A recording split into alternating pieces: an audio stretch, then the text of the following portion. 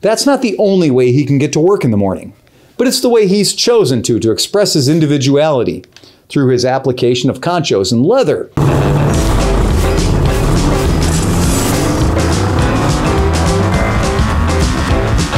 All right, guys, welcome to another Moto Stories with Unkie Phil. I've had a lot of people ask, this is something unprecedented. We've never experienced this before. This is owning a motorcycle shop in the time of COVID. How the hell can we have fun when everybody everywhere is freaking the hell out? And honestly, we don't know what this is going to look like yet. We're still kind of like figuring it out. And despite the fact that we've been doing this for 8 months or so, it's always a curveball. Nobody knows what to do.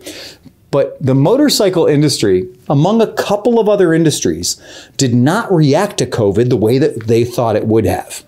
So we're going to go back in the time machine, back to early March, when it came out and it was like, COVID, it's a thing we need to pay attention to. It's something we need to pay attention to. And as a governor in a state, whatever, we're going to say how we're going to react, and we're going to shut some stuff down really hard, really fast. And there's going to be what are called essential businesses and non-essential businesses. Well, who the hell would have thought that my stupid little motorcycle shop was an essential business? I wouldn't have. If you would have asked me if we were essential, I would have said not on your best day. We are the super non-essential. In fact, we're the description of a luxury bad decision thing. I mean, look at what we do. We sell everything from 150cc scooters that most people call mopeds, up to obscene 1400 and 1500cc motorcycles that nobody could ever call essential to daily living, at least not in this country. Right? We are at best a convenient luxury, right? We're at least an exhibition of gratuitous wealth and spending.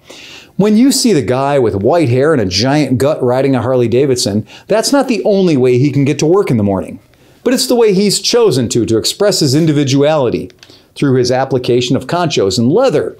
So in COVID, you would think that my shop would not remotely be essential. But it turns out that automotive repair facilities, that we are a car culture, and that our car culture is all about keeping our cars alive. You know, cars, like they were children, like they were pets, family heirlooms. We got to keep those cars going or people can't get to work because we have no infrastructure. We have no public transportation system. Those cars are really important. And it turns out that motorcycle shops kind of fall in with the cars, right? And I thought it was really nice that they throw a European bone in there too. They said bicycle shops, as though anybody was riding bicycles as their sole transportation to get to work. This is not Denmark. This isn't Copenhagen. This is not the land of there's bicycles on the corner. Take one, you can go to work. Come on. We admit it. Where we live, cars are king, right? And I happen to have a motorcycle shop. So everybody that took all that time off of work and had this COVID-inspired forced vacation, we didn't. We've been working hard since day one. And we'd come up with all kinds of tactics right away to respond to COVID and that lack of income that we were going to have. That complete, we got to lock the doors. We're not going to have any customers and we're not going to be able to sell anything. And people are going to be bunkered in their houses and it's going to be miserable. So we're going to lock the shop down and do everything we can to stay safe. And we realized that America was good with that for about 5 whole days. And at 5 whole days, people went, I got to get out of the house. These children I've spawned are making me crazy. And it turned out that it turned a sharp 180 into what can we do? Not what will we do to make the world safer. What can we get away with, my friend? What kind of life-enriching experience can we have to make our life that much better, even though we're being forced to not go to work? Literally, fuck all was the order of the day. What should we do? Fuck all.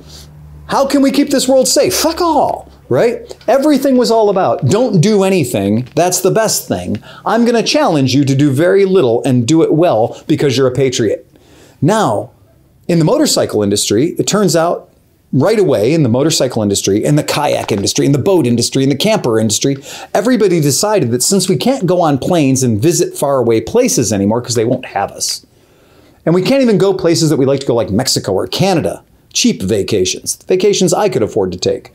No, weren't allowed to do any of that. We had to have all of our fun at home. So all the having fun at home things like, bicycles became sold out almost overnight. And it was like magic. Somebody turned a light and said, hey guy, remember me? I'm motorcycles. I'm that thing you used to do when you were cool.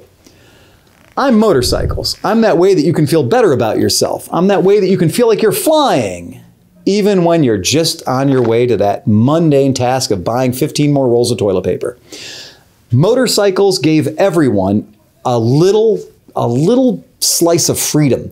They gave everyone a little bit of vitality. They gave everyone just a little bit better of a lifestyle. And it was, I'm going to take my family, I'm going to take my little unit, and we're going to jump in our camper, and we're going to go out in the woods. And you know what would be great? If we took some motorcycles with us. If we bought some weird rack and put it on the back of our camper, and we took our motorcycles with us, and we became a society of Fisher-Price Little Tykes play sets of people and campers with boats on top and motorcycles on the back, going off and having weird little adventures all over America. I'm not making fun of you. I've done it myself. It's really fun and liberating. But what happened really quickly was motorcycle dealerships were based on the places the bikes were built. Now, for me, that means Italy and China. So the vast majority of the crap I sell is either been sold from Japan 20 years ago and I'm reselling it again for the third or fourth time, or it's stuff from Italy, or it's stuff from China in one way or the other. And Italy and China had been hit particularly hard, and these guys were licking their wounds because they thought, maybe not having people go to work and being in large groups would help stop this thing. But Americans, man, we got to have that fix. So the production had stopped and we weren't getting things and we were running out of bikes. And that's a strange thing. If a dealer ever tells you he's running out of bikes, that's bizarre.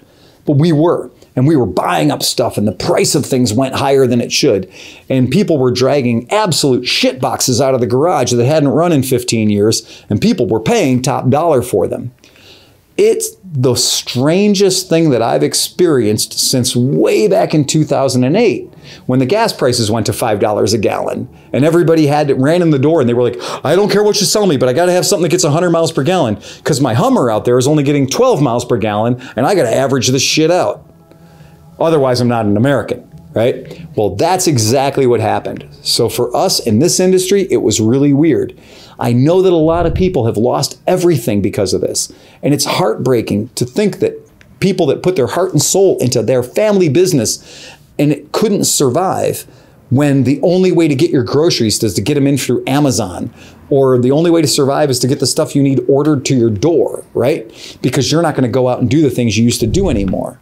But what happened is when Americans took a step back and weren't spending $300 a week on craft cocktails and overpriced macaroni and cheese, they had this disposable income to spend on other stuff.